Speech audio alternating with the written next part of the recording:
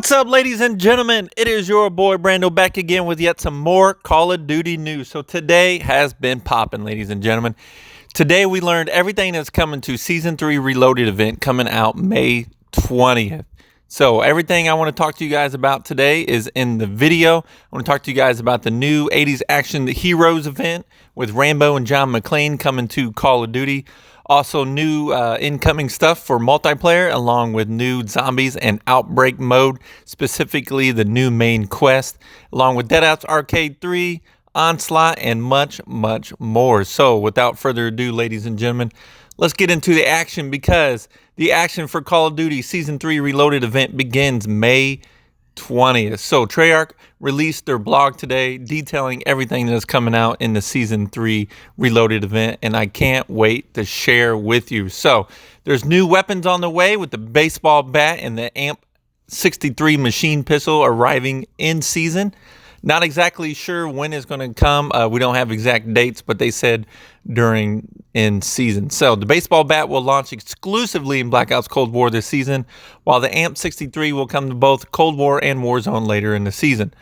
Both weapons will also have weapon unlock challenges that can be completed in either multiplayer or zombies, which is awesome. I love unlocking new weapons in zombies. It is a lot less stressful than multiplayer, so that is awesome. Unlocking a carve couple weeks ago was fun. It was a little tedious with the long shots in zombies, but it was a lot less sweaty than playing multiplayer, so I definitely appreciate that. Also, guys, the ballistic knife will be arriving in Warzone this week. It's been exclusively only in Cold War right now, but now we'll be able to play with it in Warzone, so that will be awesome to see. Now, multiplayer gets supercharged in the second half of this Season 3 event. They get their new weapons, you get new modes, new weapons, new playlists, and new tuning changes and bug fixes for a variety of score streaks, for all the maps that have bugs, and all the other modes, and much, much more. So, without further ado, guys, Call of Duty is bringing Standoff from Black Ops 2 to 6 vs 6 this week, and it plays just like it did back then.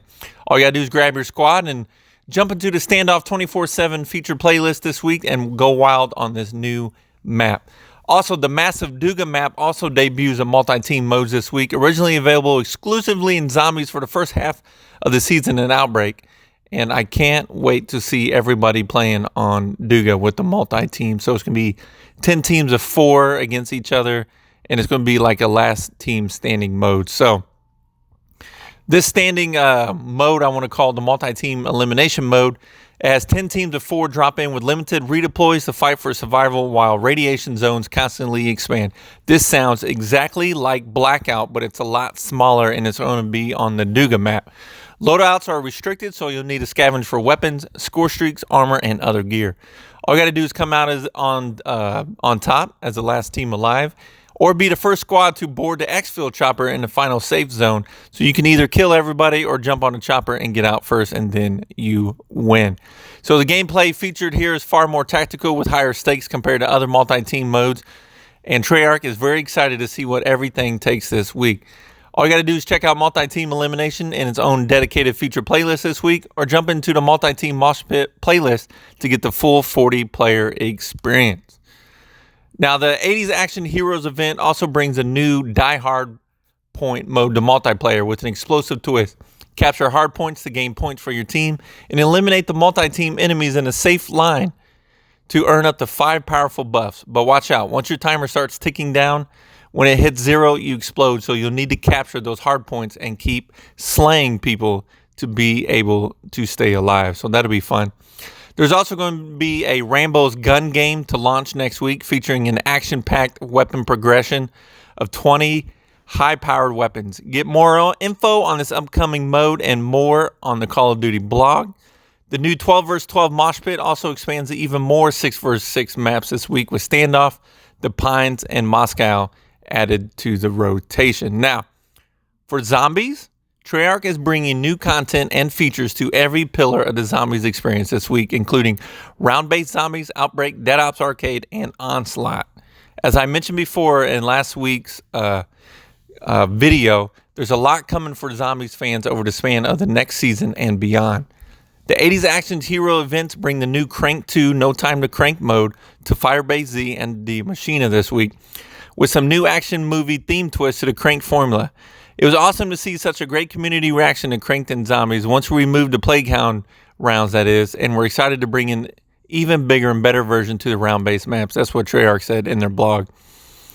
In the sequel, all mystery box locations are active now, and now feature an explosive selection of weapons and support, which will get all the new weapons added to the mystery box, all the new DLC weapons, so they should all be in the mystery box now. So all players start with a knife. Zombies are now more likely to drop lethal explosive equipment when they're killed, and crafting tables, wall buys, and the main quest are disabled. Of course, the number one rule hasn't changed. Keep killing zombies before you explode. On Thursday, May 20th, the hunt is finally on for the first ever Outbreak main quest, and it kicks off across the globe at 10 a.m. Pacific Time, 12 p.m. Central Time if you guys live in the central U.S. Treyarch said they can't wait to watch everyone uncover the steps for the first time, along with all other new secrets to discover in the Ural Mountains, including the ability to go fishing for useful items. There's also plenty of new Dark Ether story documents, audio logs, radio transmissions, and artifacts to add to your collection. And you'll definitely want to keep an eye out for roaming orders. So this should be one of the new events, or I should say new objectives in Outbreak, is to kill an order. So that'd be cool. Now I want to talk to you guys more about the 80s Action Heroes event that is coming to Call of Duty. So like I said before, we're getting John McClane and we're also getting Rambo in the event as well. And all this begins on May 20th. The 80s Action Hero events kick off with limited time bundles and game modes in addition to weapons, maps, and other features already expected during the season. All this content will be live on May 19th at 9 p.m. Pacific, following updates to Black Ops Cold War on May 18th at 9 p.m. Pacific and Warzone on May 19th at 9 p.m. Pacific. Woo, that's a tongue twister. Now, in addition to 80s Action Hero event comes the Call of Duty Mobile on May 20th at 5 p.m. Pacific time. And you can expect John McClane and Rambo appear in the store for Call of Duty Mobile, as well as the limited time multiplayer mode guns blazing. Check out more, and I'll read about the bundles here too for Rambo. So for Rambo, this operator will be available via the Rambo bundle in Black Ops Cold War and Warzone store on May 19th.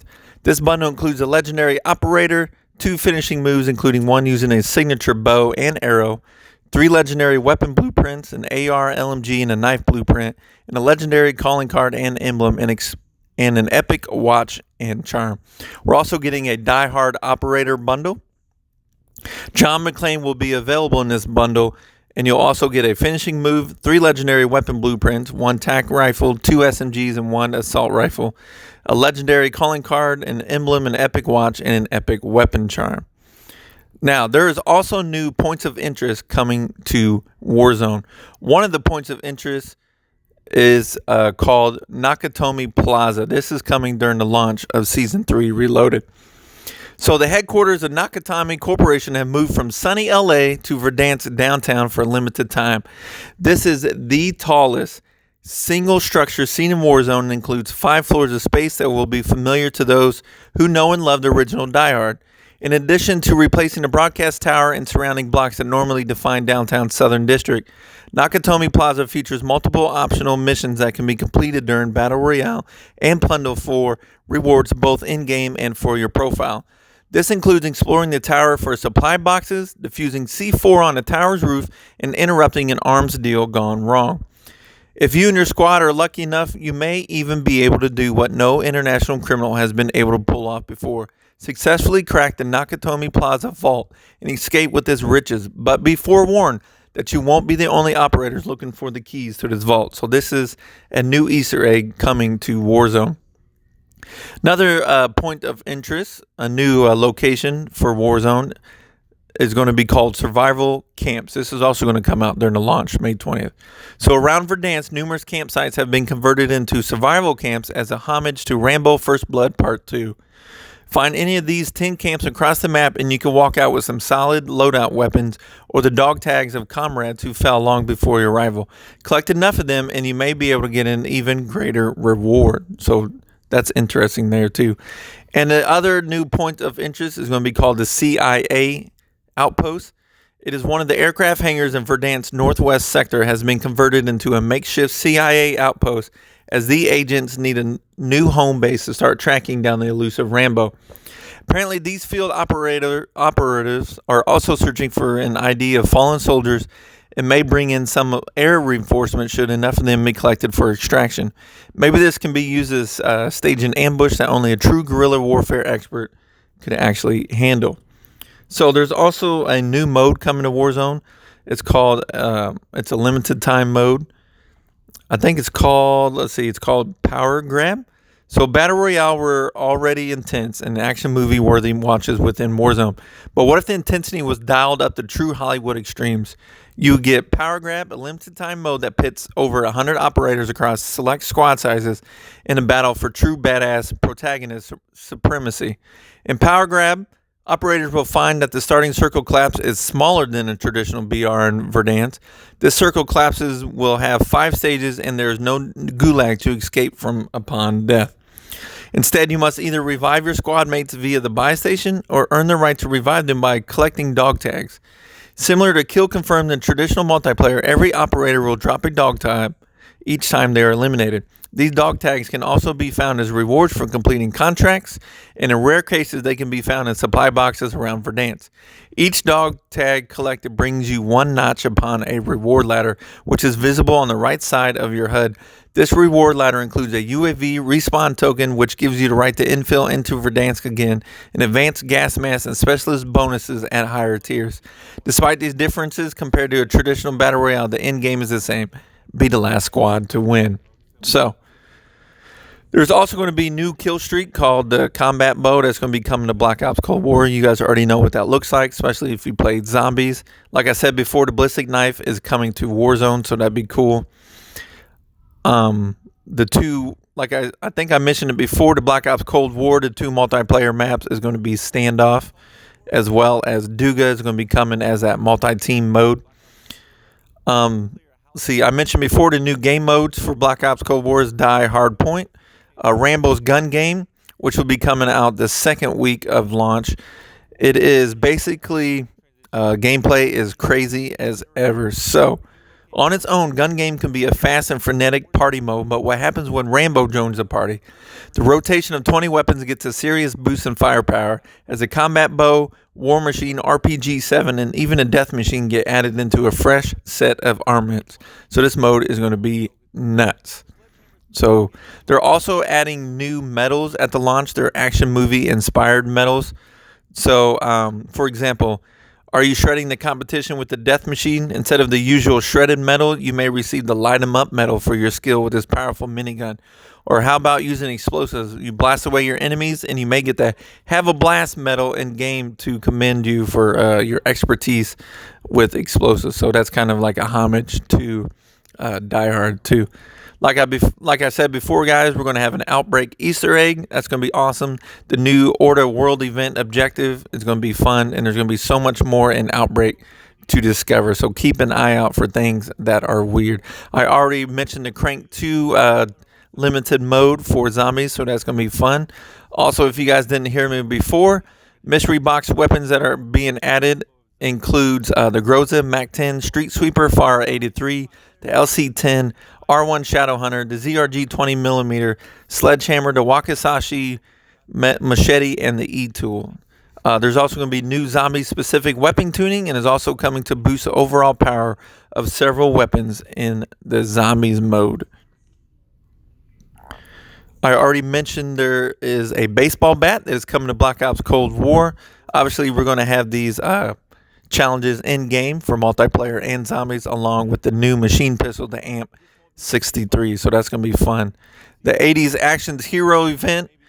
You're going to be able to collect specific things. You got to complete 9 missions in Black Ops Cold War to earn a blueprint, and 9 different ones in Warzone to complete another blueprint as well. So all 9 Black Ops Cold War challenges unlock a semi-automatic tac rifle weapon blueprint, and complete all 9 of the Warzone challenges to get an awesome bolt-action sniper rifle weapon blueprint as well. So there's also going to be more stuff in the store that we're going to be able to buy. Another bundle that we're going to be buying.